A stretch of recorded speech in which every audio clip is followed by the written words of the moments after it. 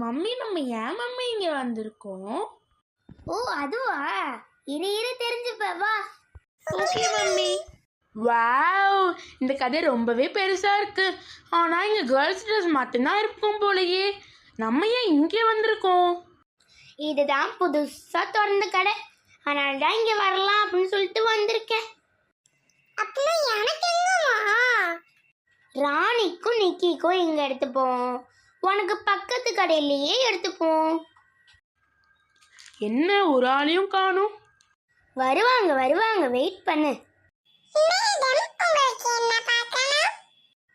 ஓ, எங்களுக்கு இந்த இந்த ரெண்டு சின்ன பசங்களுக்கு ஒரு கவுன் மாதிரி பார்க்கணும், எனக்கு சில்க் சாரி பார்க்கணும்.